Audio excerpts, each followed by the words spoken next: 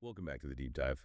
Our mission here is, as always, to take some of the most challenging, dense subjects from aviation theory. And really break them down, make them clear, concise knowledge you can actually use. Precisely.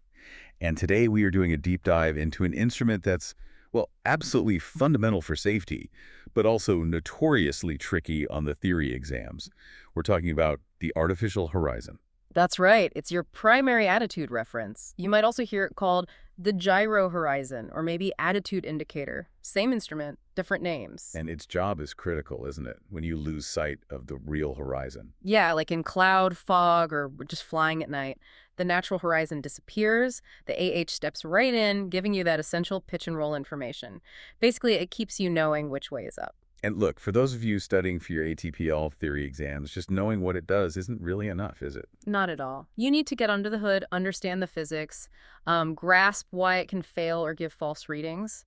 And most critically, you have to memorize the specific, predictable errors. These aren't random. They're rooted directly in how the thing is built, how it works mechanically. Exactly. So this deep dive is specifically designed to help you nail those questions. We want you walking into that exam room ready to dissect any question about gyro behavior, especially under acceleration and during turns. Okay, let's start at the heart of it. The whole system relies on a gyroscope's rigidity, doesn't it? It does. Specifically, we use what's called an earth gyro. The whole point, the fundamental goal, is simple. Keep the spin axis, that's the XX axis, pointing straight up and down, aligned with the local vertical. And it uses gravity to do that. Yes, it's tied to the vertical by Earth's gravity. This makes sure that the plane the rotor spins in is always horizontal. That gives us our stable reference for both lateral movement, roll, and longitudinal movement, pitch, no matter what the aircraft itself is doing. Hashtag tag 2, construction and indication mechanics. All right, let's unpack that. How does that stable physics get translated into something the pilot can actually read on the instrument face? We mentioned the Earth gyro. Why is that specific term important? Well, it distinguishes it from other gyros you find in aircraft, like rate gyros or directional gyros. They might be free or tied to magnetic north, for example. Like the Earth gyro is different. It is. Its control system is constantly working, constantly fighting to keep that spin axis aligned purely with the local vertical, with gravity. So if the aircraft banks or pitches, The gyro itself tries its best to stay fixed relative to the true Earth horizon. That alignment ensures the rotor's plane of rotation is perfectly horizontal. okay, so that fixed horizontal reference needs to be shown on the dial. That's the job of the horizon bar, right? Exactly. The horizon bar is linked directly to that stabilized gyro mechanism. You can think of the bar as the constant in the equation. It should always stay parallel to the true horizon thanks to the gyro. And the bit that moves with the aircraft, with you as the pilot.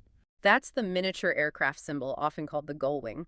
This little airplane shape is physically fixed to the instrument case itself. And the case is fixed to the aircraft structure. Right, so the gull wing moves exactly as the real aircraft moves. Reading the AH is then just about seeing how the fixed gull wing is positioned relative to that stabilized horizon bar. Okay, let's break down how it shows pitch first. This involves a slightly tricky mechanical linkage, doesn't it? It does. So pitch happens when the aircraft rotates around its lateral axis, the YY axis, wings level nose up or down. And that movement gets transferred straight to the instrument case. Yes, and to the outer gimbal ring inside. Now the key part is the connection. There's a guide pin sticking out from the stabilized inner gimbal. This pin interacts with an arm connected to the horizon bar. Okay, so imagine the aircraft pitches up. The case rotates upwards around that stabilized inner part. Exactly. And as the case rotates nose up, that guide pin linkage mechanically forces the horizon bar arm downwards relative to the case. So if you pitch the aircraft nose up, say 10 or 15 degrees, the horizon bar on the display actually moves down, appearing below the fixed gull wing symbol. The display then shows more. All right. Many thanks for listening to this free part of the ATPL Theory podcast. If you want to continue learning and access the full comprehensive guide, go to my Patreon at patreon.com/ATPLtheory or my Hero at herohero.co/ATPL. That is patreon.com/ATPLtheory or herohero.co/ATPL. Wishing you all the best